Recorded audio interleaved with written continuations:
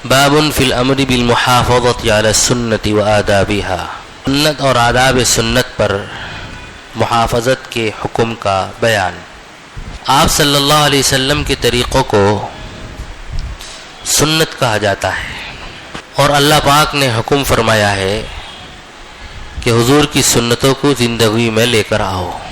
ما آتاکم الرسول فخذوہ وما نہاکم عنہ فانتہوا، جو رسول صلی اللہ علیہ وسلم تمہیں عطا کریں لے لو، اور جس سے منع کریں اس سے باز آ جاؤ۔ اسی طرح ایک جگہ ارشاد ہے وما ينطق عن الهوى ان هو الا وحی یوحی، کہ اللہ کے رسول جو کچھ بولتے ہیں وہ بھی اللہ ہی کا حکم ہوتا ہے، اپنی خواہش سے اپنی طرف سے کچھ نہیں بولتے ہیں۔ تو آپ صلی اللہ علیہ وسلم کے جو طریقے ہیں، آپ نے جو حکم دیا ہے وہ بھی اللہ ہی کا حکم ہے، وہ طریقے بھی اللہ ہی کے بتائے ہوئے ہیں، کیونکہ آپ نے اپنی طرف سے کچھ نہیں بتایا۔ قرآن خود کہتا ہے جو کہتے ہیں آپ وحی کے بنیاد پر کہتے ہیں، اللہ کی پیغام کی بنیاد پر کہتے ہیں آپ۔ اسی طرح ایک آیت کریمہ ہے قل ان کنتم تحبون اللہ فاتبعونی یحببکم اللہ ویغفر لکم ذنوبکم۔ اللہ نے ارشاد فرمایا کہ آپ کہہ دیجئے اگر تم اللہ سے محبت کرتے ہو تو میری پیروی کرو، اللہ تم سے محبت کرے گا، تمہارے گناہ معاف کر دے گا۔ اصل میں کچھ لوگ کہتے تھے کہ ہم لوگ اللہ کی بات مانتے ہیں اور اللہ سے محبت کرتے ہیں، اور حضور کی بات سے پیچھے ہٹتے تھے وہ۔ تو اللہ نے قرآن پاک میں حضور سے کہلوا دیا کہ آپ فرما دیجئے کہ اللہ کی محبت اس سے پوری نہیں ہوتی، بلکہ اللہ کی محبت چاہتے ہو تو میری اتباع کرنی پڑے گی، میری اتباع کرو گے، اسی سے حب کامل تمہیں ملے گا، اللہ کی کامل محبت تمہیں حاصل ہوگی۔ اتباع رسول کے بغیر محبت خدا حاصل نہیں ہو سکتی ہے۔ اتباع رسول زینہ ہے خدا تک پہنچنے کا۔ دنیا میں کوئی بڑے سے بڑا ولی، بڑے سے بڑا بزرگ یہ دعویٰ کرے کہ اتباع رسول کے بغیر میں خدا تک پہنچا ہوا ہوں، اس کی بات ماننے کی ضرورت نہیں ہے۔ یہاں تک کہ اگر تم کسی کو دیکھو کوئی ہوا میں اڑ رہا ہے، دریا پر چل رہا ہے، لیکن زندگی میں اگر اس کے اتباع رسول اتباع سنت نہیں ہے تو کبھی بھی اس کا معتقد ہونے کی ضرورت نہیں ہے۔ اللہ تعالیٰ نے کامیابی کی کنجی اتباع رسول میں رکھ دی ہے، دنیا کی بھی کامیابی، آخرت کی بھی کامیابی۔ ایک بزرگ کے پاس میں ان کے ایک مرید تقریباً 10 سال تک رہے۔ انہوں نے کہا حضرت 10 سال سے آپ کی خدمت میں ہوں، میں نے کوئی کرامت آپ کے یہاں نہیں دیکھی۔ حضرت نے فرمایا تمہارے یہاں بزرگی کا معیار کرامت ہے؟ کہ ہاں حضرت بزرگوں کے ہاں تو کرامت ہی دکھتی ہیں، ہم نے ایک بھی کرامت نہیں دیکھی۔ کہنے لگے کیا ان 10 سالوں میں میرا کوئی عمل خلاف سنت نظر آیا؟ انہوں نے کہا نہیں۔ کہنے لگے پھر اس سے بڑی کرامت کوئی نہیں ہو سکتی۔ ایک انسان حضور علیہ الصلاۃ والسلام کی سنت کے مطابق زندگی گزارتا ہے، اس سے بڑی کوئی کرامت نہیں ہے۔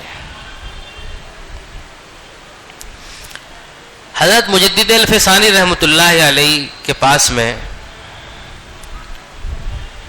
ایک صاحب حال چشتی سلسلے کے بزرگ آئے،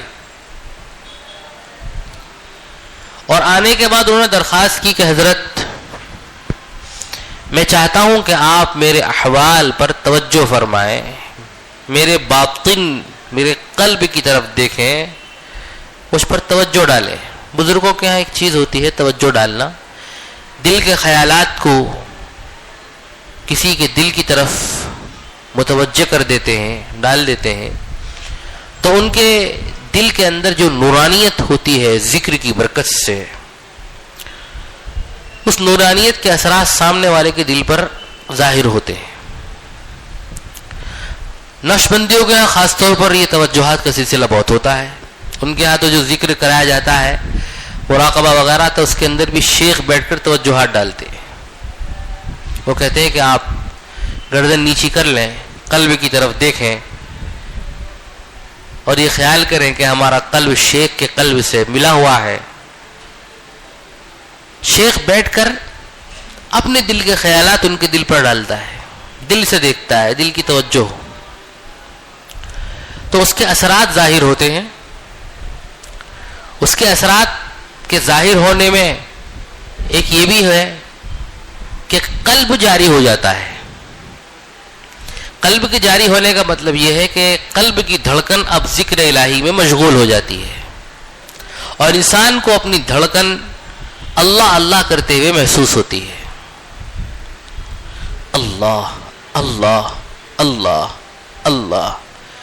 پھر کبھی کبھی یہ ہوتا ہے کہ یہ دل کا اثر ہے، یہ زبان پہ بھی آ جاتا ہے، اور کبھی بے خودی کی کیفیت آ جاتی ہے اور اس وقت انسان کو بہت مزہ آتا ہے. اللہ کا نام لینے میں ایک خاص قسم کی لذت اس کو محسوس ہوتی ہے. بزرگان نقشبند یہ بھی کہتے ہیں کہ ہم یہ صرف چکھاتے ہیں. جیسے کسی مٹھائی والے کی دکان پہ جائیں تو وہ کیا کرتا ہے، مٹھائی چکھاتا ہے، بھئی یہ بھی ہے، یہ بھی ہمارے پاس، یہ بھی ہے، چکھانے کے لیے دیتا ہے. لیکن چکھنے سے تو کام نہیں چلتا نا. مقصد تو یہ ہے کہ بھئی میٹھا گھر میں رہے، ہر کھانے کے بعد تھوڑا بہت کھا لے. ایسے ہی ذکر کا مقصد یہ ہے کہ ذکر سر سے لے کر پاؤں تک، روئے روئے کے اندر آ جائے. ہمارا قلب، ہمارا ذہن، ہماری سوچ، ہمارے جتنے بھی اعضاء ہیں، حتیٰ کہ لطائف، اصحاب نقشبند کے ہاں 7 لطیفے اور چشت کے ہاں 10 لطیفے، یہ سارے کے سارے لطیفے اور رواں رواں جسم کا اللہ کے ذکر میں مشغول ہو جائے. تو بزرگان نقشبند یہ کہتے ہیں کہ ہم تو صرف چکھاتے ہیں، پھر محنت کر کے آپ کو یہ چیز مستقل طور پر حاصل کرنی ہے. تو اصحاب نقشبند کے ہاں توجہات ہوتی ہیں، ان کے ایک سلسلہ ہے، اور جب انسان کو ذائقہ لگ جاتا ہے تو پھر اس کی تلاش میں لگ جاتا ہے کہ کیسے یہ مستقل طور پر چیز مجھے مل جائے، حاصل ہو جائے. تو چشتی سلسلے کے بزرگ حضرت مجدد الفسانی رحمۃ اللہ علیہ کے یہاں تشریف لائے اور کہا کہ حضرت میرے دل پر آپ توجہات ڈالیں.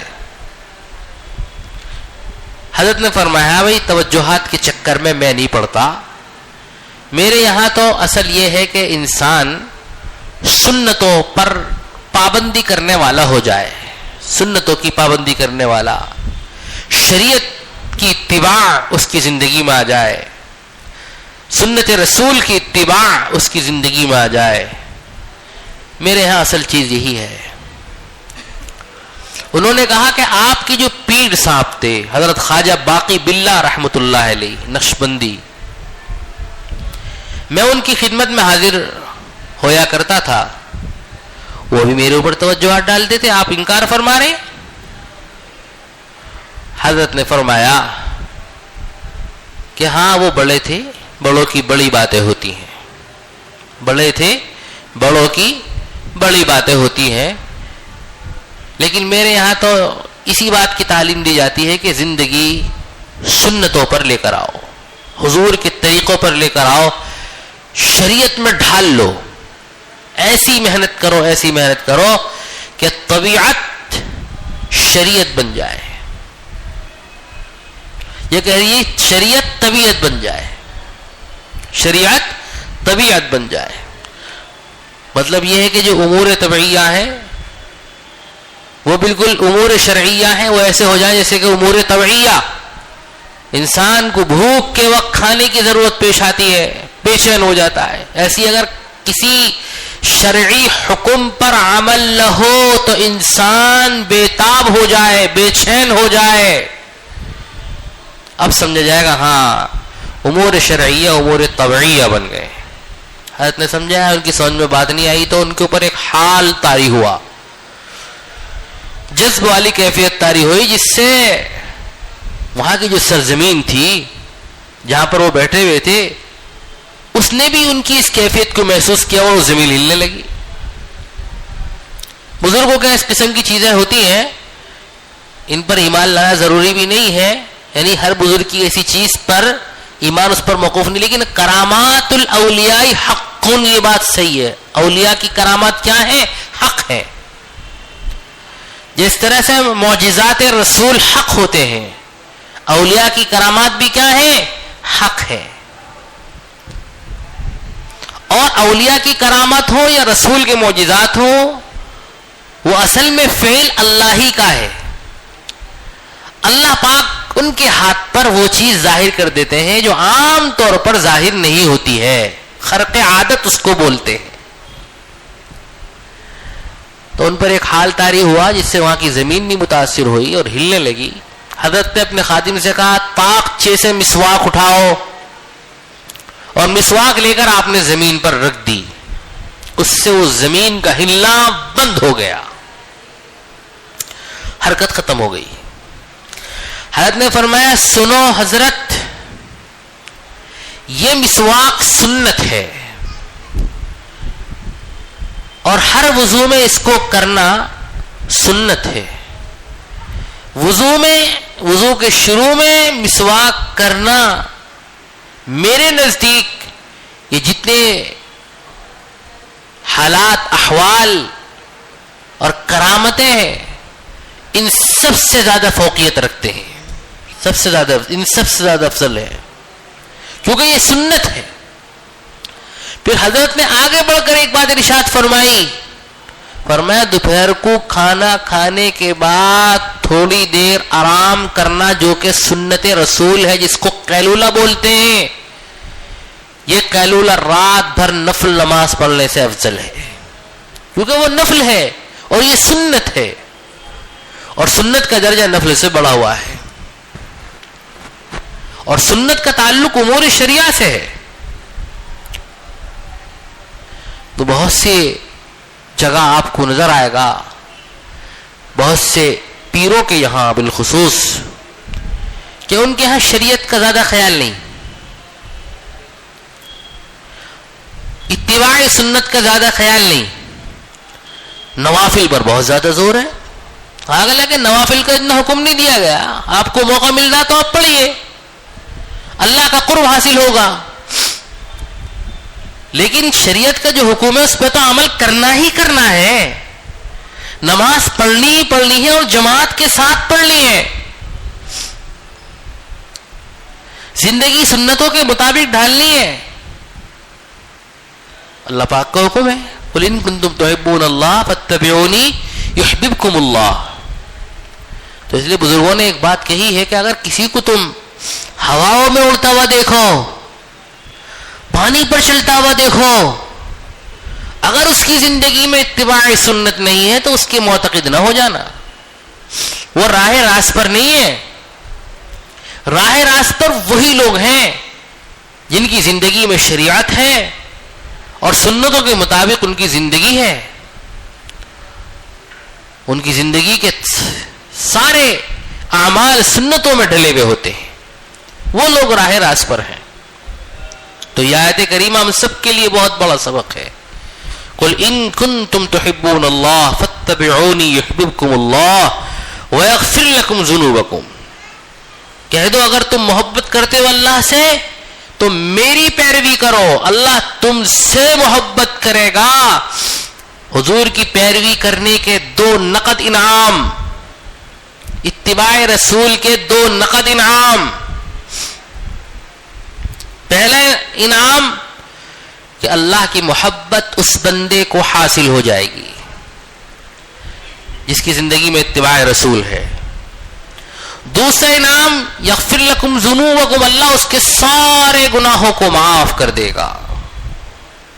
اور کیا چاہیے انسان کو؟ اور اللہ کی محبت جب حاصل ہوگی تو کائنات کی ہر چیز اس سے محبت کرنے لگتی ہے. فَأَمَّا الَّذِينَ آمَنُوا وَعَمِلُوا الصَّالِحَاتِ سَيَجْعَلُ لَهُمُ الرَّحْمَنُ وُدًّا. جو لوگ ایمان لائے، اعمال صالحہ اختیار کیے، اور اعمال صالحہ میں اہم چیز اتباع رسول، اتباع نبوی، اتباع سنت، تو اللہ تعالیٰ ان کے لیے زمین و آسمان کے اندر محبت رکھتے ہیں. اللہ تعالیٰ جبرائیل علیہ الصلوۃ والسلام کو بلاتے ہیں, کہتے ہیں دیکھو یہ بندہ ہے نا, میں اس سے محبت کرتا ہوں, تم بھی اس سے محبت کرو. وہ محبت کرتے ہیں. فرشتوں سے کہتے ہیں کہ اللہ ان سے محبت کرتے ہیں, تم بھی محبت کرو. فرشتے اس سے محبت کرنے لگتے ہیں, اور وہ محبت پھر زمین کی طرف آتی ہے. اور آپ دیکھیں گے کہ جو اہل اللہ ہوتے ہیں, اللہ والے ہوتے ہیں, ان کے لیے لوگوں کے دلوں میں کس قدر محبت ہوتی ہے. صرف ان کی زیارت کے لیے, ان کی ملاقات کے لیے, ایک نظر ان پر پڑ جائے, ان کی ایک نظر ہمارے اوپر پڑ جائے, اس کے لیے لوگ کس قدر پریشان رہتے ہیں, کیسے بیتاب رہتے ہیں. بالکل فدائیانہ انداز سے لوگ ایسے حضرات کے پیچھے پیچھے رہتے ہیں کہ کاش کہ تھوڑی دیر ان کے پیچھے چلنا نصیب ہو جائے, ان کے ساتھ کھانا نصیب ہو جائے, ان کی نگاہ ہمارے اوپر پڑ جائے, کیونکہ نگاہ مرد مومن سے بدل جاتی ہے تقدیریں. ایسے لوگ جو اتباع سنت والے ہوتے ہیں, جن کی زندگیوں میں حضور کی سنت ہے اور شریعت کی مکمل اتباع اور پاسداری ہوتی ہے, اللہ تعالیٰ ان کی نگاہوں کے اندر بھی تاثیر ڈال دیتے ہیں. اس پر میں آپ کو ایک واقعہ سناتا ہوں, دو واقعے سناتا ہوں کہ اللہ والوں کی نگاہوں میں کیسی تاثیر. ہم بھی اگر اللہ والے بن جائیں گے, اللہ ہماری نگاہوں میں بھی اسی تاثیر ڈال دیں گے, ہماری زبان میں بھی تاثیر ڈال دیں گے, ہماری باتوں میں, ہماری صحبت میں اللہ ایسی تاثیر ڈال دیں گے. اللہ ہم سب کو ایسے ہی بنا دے. حضرت مولانا خلیل احمد صاحب سہارنپوری رحمۃ اللہ علیہ, نام سنا ہے؟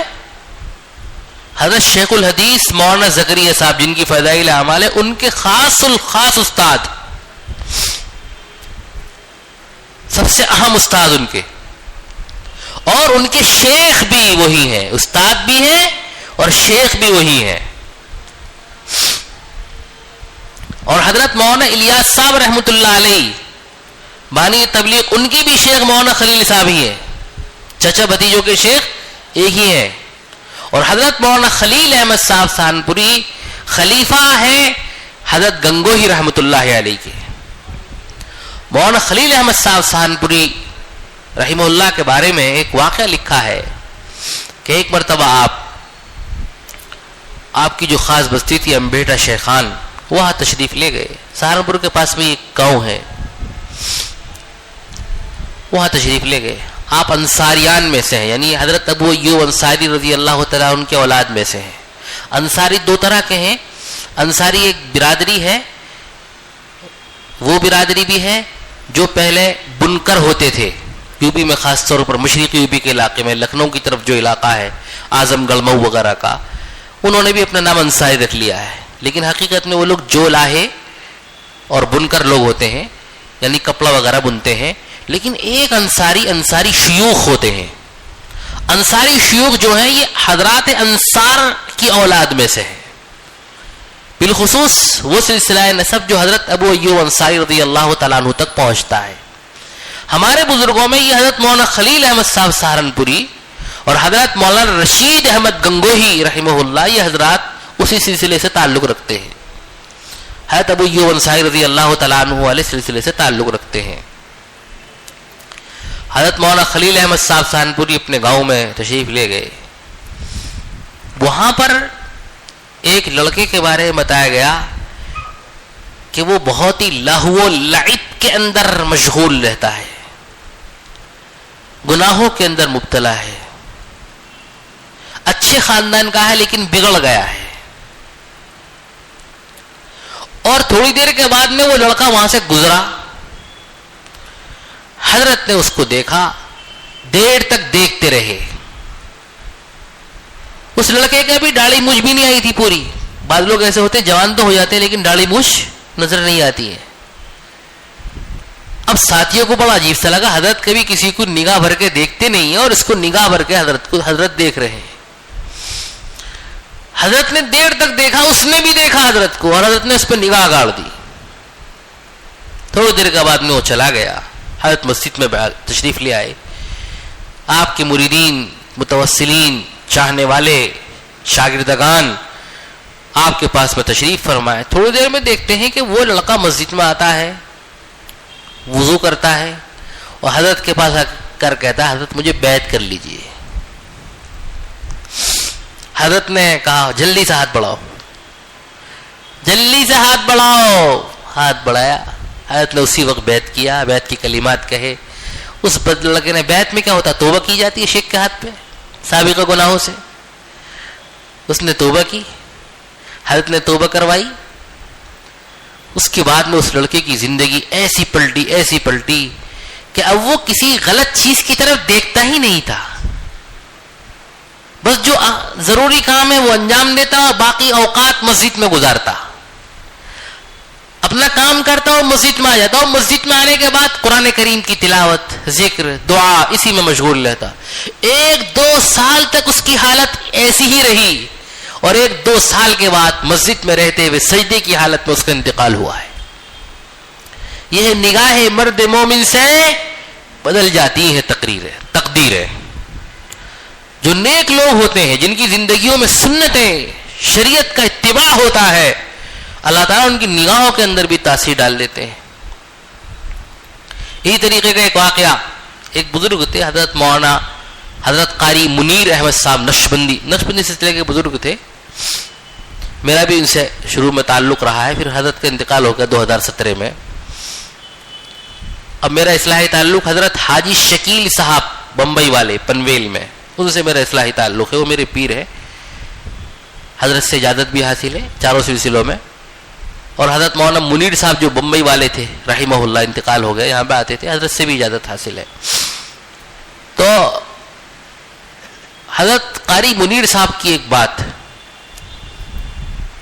ان کے خلیفہ اس وقت میں جو بہت بافیض ہیں, اور کوئی عالم نہیں, حافظ نہیں, تاجر ہیں, بڑے تاجر ہیں, لیکن اللہ نے ان سے اور ان کا فیض بہت پھیلا رکھا ہے. وہ کیسے اس طرف آئے؟ تو لوگ بتاتے ہیں کہ خود میں نے ان سے بھی پوچھا, ملاقات کی, کہ اس سے پہلے نیک لوگوں کی صحبت سے بھی کتراتے تھے. وہ تجارت اچھی چلتی تھی, بڑی دکان تھی ان کی, اچھی مارکیٹ میں, اچھے بازار میں, 8-10 ملازمین کام کرتے تھے ان کے پاس میں. اور یہ حضرت قاری منیر صاحب اکثر ادھر سے گزرتے تھے, ان کے ساتھ اس طرف 2-3 مریدین رہتے تھے اس طرف کے. یہ جب گزرتے تھے تو ان کے پاس دکان پہ جا کے صرف سلام کرتے تھے, سلام خیریت پوچھتے تھے اور چلے جاتے تھے. تو انہوں نے ان کے مریدین سے کہا کہ کون بزرگ ہے بھائی, ایسی محبت کہ جب دیکھتے ہیں تو میرے دل میں ان کی نگاہیں اتر جاتی ہیں, اور مجھے کچھ بھی نہیں کہتے, صرف دیکھ کر چلے جاتے ہیں, اور میرے دل میں ان کی محبت آ گئی. ان کے مریدین نے کہا تو پھر ملاقات کرو نا. کہ تو ملاقات کرنے کے لیے آ گئے, تھوڑی دیر بیٹھے رہے, خود ہی کہنے لگے حضرت اپنے سلسلے میں داخل کرو, مجھے بھی اپنا مرید بناؤ. حضرت نے کہا میں اس لیے تو آ رہا تھا تمہارے پاس میں, اللہ سے دعا کرتا ہوا جاتا تھا میں, اللہ اس کو سلسلے میں داخل کر. بزرگوں کی نگاہوں میں, ان کی باتوں میں, ان کی دعاؤں میں تاثیر ہوتی ہے. پھر وہ حضرت سے متعلق ہوئے, بڑی اصلاح ہوئی ان کی ماشاءاللہ, ایسی اصلاح ہوئی کہ ایک وقت وہ آیا کہ جو دکان تھی وہ کرائے کی دکان تھی. مالک مکان کو اب یہ احساس ہوا کہ یہ دکان ان سے لے لینی چاہیے, حالانکہ 20-25 سال سے دکان چلتی تھی, بڑی دکان تھی. تو اس نے آ کر کہا کہ صاحب مجھے یہ دکان اپنے بیٹے کے لیے اب چاہیے, اور آپ کو جتنا پیسہ چاہیے خالی کرنے کا. عام طور سے بازاروں کے اندر یہ ہوتا ہے کہ پرانی دکان ہوتی ہے تو خالی کرنے کے پیسے لیتے ہیں لوگ, جتنا پیسہ چاہیے میں آپ کو دوں گا تاکہ آپ دوسری جگہ دکان بنا لیں. انہوں نے کہا کہ مجھے 2 مہینے چاہیے خالی کرنے کے لیے, اور 2 مہینے میں ایسے نہیں کہ کرایہ بھی دوں گا, اور کتنا آپ کو دینا ہے میں بتاؤں گا, آپ کو کتنا دینا ہے میں بتاؤں گا. 2 مہینے سے 2 دن پہلے دکان پوری خالی کری, تالا لگایا اس کے اندر, چابی ان کے ہاتھ میں دی, کہا کہ 700 روپے کا نیا تالا لگایا, وہ 700 روپے دیجیے مجھے, اور کچھ نہیں چاہیے, تمہارا حق ہے تمہارے پاس. بہت متاثر ہو, کہنے لگے ارے صاحب میں تو 20-25 لاکھ روپے لیے بیٹھا تھا آپ کو دینے کے لیے. کہنے لگے مجھے شریعت یہ حق نہیں دیتی ہے کہ میں آپ سے اس کے پیسے وصول کروں, آپ کا مال تھا یہاں تک دیا, آپ کا احسان ہے, اور آپ نے مجھے وقت بھی دیا خالی کرنے کا, وہ ماشاءاللہ اسی وقت پہ میں نے 2 دن پہلے خالی کر دی. یہ چابی 700 روپے کا تالا لگایا ہے, وہ لوں گا میں آپ سے. وہ پیچھے لگ رہے, یہاں تک کہ 5 لاکھ روپے کے لیے یہ صرف ہدیہ رکھ لو, کہ لگ رہے ضرورت نہیں ہے مجھے. مگر اتنی بڑی دکان خالی ہوئی, کاروبار ختم ہوا, ضرورت تھی. وہاں اتنی بڑی ایک دکان ایسے آدمی کی تھی جو مسلمانوں کو دینا نہیں چاہتا تھا. اس نے کہہ رکھا تھا مسلمانوں کو نہیں دوں گا. یہ گھر میں آ کے بیٹھ گئے, تلاش کر رہے تھے. ایک عورت آتی ہے جو اسی مالی کے مکان جو مسلمانوں کو دینا نہیں چاہتا تھا, اسی کی بہن ہوتی ہے. کہتی ہے ناصر بھائی, ان کا نام ناصر بھائی, آپ کے سامنے نام بھی لے لیتا ہوں ماشاءاللہ, ان کی خانقاہ چل رہی ہے حسن پور میں, اور 30% اپنی کمائی کا اللہ کی راہ میں خرچ کرتے ہیں. یہ بھی سن لیجیے ماشاءاللہ, وہ بڑے تاجر ہیں. ہم لوگ زکوٰۃ کا 2.5% نکالتے ہوئے بھی بہت آگے پیچھے ہوتے ہیں. وہ اپنی کمائی کا 30%. ہمارے حضرت حاجی شکیل صاحب بھی ماشاءاللہ اپنی کمائی کا 30% اللہ کی راہ میں خرچ کرتے ہیں. وہی بڑے تاجر ہیں ممبئی کے. تو ان کی بہن آتی ہے اس بندے کی جو دکان دینا نہیں چاہتا. ناصر بھائی سنا آپ کو دکان کی ضرورت ہے, آپ کی دکان بند ہو گئی ہے, تو آپ بھائی کی دکان ہے جا کے بات کریں. انہوں نے کہا ارے وہ میرے تی صورت حضرت کی علم بھی ڈالی ہے ان کی, میری صورت دیکھتے وہ مجھے بھگا دیں گے, کیا بات کر رہی ہو. انہوں نے کہا کسی مسلمان کو نہیں دینا. انہوں نے کہا نہیں آپ کو دے دیں گے, آپ جا کے بات کرو, آپ کو دے دیں گے. یہ حضرت وہاں گئے, لیکن سنا ہے کہ آپ کی دکان خالی ہے. لیکن ناصر بھائی خالی ہے اور میں نے اعلان بھی کیا تھا کسی مسلمان کو نہیں دوں, لیکن آپ کو دے دوں گا. کہ مجھے کیوں دو گے آپ؟ کہ آپ کا ایک احسان ہے اور آپ کے معاملات سے ہم سب متاثر ہیں, آپ کی صفائی معاملات سے. آج ہم لوگ بازار کے اندر مسلمان بن کر رہے نا, تو یاد رکھیے یہی بہت بڑی دعوت بن جائے گی. دنیا میں بہت سے ایسے علاقے ہیں کہ حضرات صحابہ تاجر بن کر گئے ہیں, وہاں پر تاجر, لیکن چونکہ سر سے پاؤں تک مسلمان تھے, وہ ان کی تجارت میں بھی اسلام اور ایمان تھا, تو لوگ صرف ان کے معاملات کو دیکھ کر اسلام میں داخل ہوتے تھے. بہت ایسے علاقے ہیں. چین کے جو علاقہ ہے نا, 2 صوبے چین کے اندر ایسے, چائنا میں مسلمانوں کی اکثریت ہے, وہاں پر 2 صحابہ تجارت کی غرض سے گئے تھے, ان کی قبریں بھی وہیں پر ہیں, اور جتنے مسلمان ہیں کروڑوں وہ انہی 2 صحابہ کی بنیاد پر ہیں. اللہ تعالیٰ نے ان کو اسلام میں داخل کیا ہے. تو اس نے کہا نہیں آپ کے معاملات سے ہمارا گھر متاثر ہے, اور ایک خاص واقعے نے متاثر کر رکھا ہے. وہ خاص واقعہ یہ ہوا کہ ہماری بچی ایک مرتبہ کھیلتے کھیلتے سونے کی ایک چوڑی بینگل آپ کی دکان پر لے کر چلی گئی, اور وہیں پر بھول کر آ گئی تھی. وہ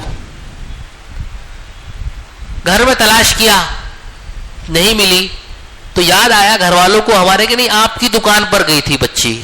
تو ہماری بیوی آپ کی دکان پر گئی اور آپ سے پوچھا کہ سونے کی ایک چوڑی آپ کے پاس میں, کیونکہ بچی لے کر آئی تھی. تو آپ نے کہا ہاں ایک کوئی چھوڑ کر چلا گیا, مجھے پتہ نہیں کون چھوڑ کر گیا, میں نے ایک پیپر میں لپیٹ کر اوپر رکھ دی ہے, آپ اس جیسی دوسری لا کر دکھا دو تاکہ میں سمجھ جاؤں کہ یہ آپ ہی کی ہے, اور لے کر چلے جاؤ. انہوں نے لا کر اس کا جوڑا جا کر دکھا دیا, کیونکہ چوڑی جوڑے کی بنتی ہے. انہوں نے جو کی تھی, جو کاغذ میں لپٹی ہوئی تھی, پیپر میں لپٹی ہوئی چوڑی دے دی.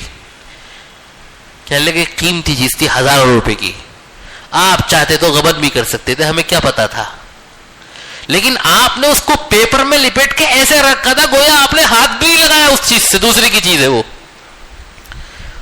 آپ کا یہ احسان ہمارے اوپر ہے, آپ کے اس معاملے سے ہم متاثر ہیں. اللہ پاک یہ امانت, یہ دیانت, معاملات کی پاکیزگی ہم سب کو عطا کر دے. تو دوستو میں یہ بتانا چاہ رہا تھا کہ یہ جو بنے ہیں بزرگ اور معاملے کے اتنے کھڑے اور اونچے, اور ان کی زندگی میں عبادت, ایسی صداقت کے کاروبار سے بھی 30% اللہ کی راہ میں, اور ہزاروں لوگوں کو نفع پہنچ رہا ہے ان سے ماشاءاللہ. ایک دن بتا رہے تھے الحمدللہ تقریباً 4,500 لوگوں کے آنکھوں کے آپریشن اپنے خرچ سے کرائے میں نے. وہ ایک بزرگ کی نگاہ فیض کا اثر تھا ان کے اوپر.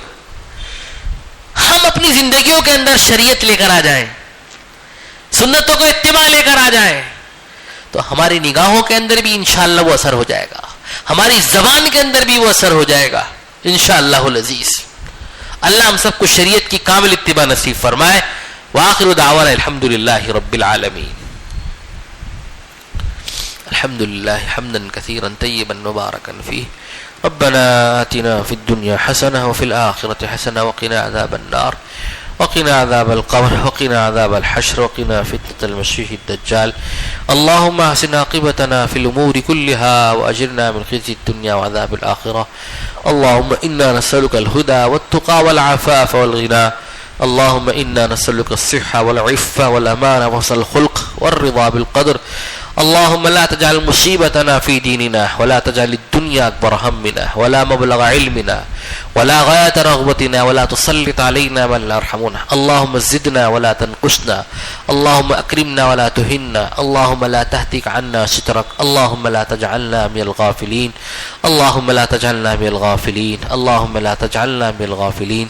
صلى الله تعالى على خير خلقه محمد وعلى آله وصحبه أجمعين برحمتك يا أرحم الراحمين.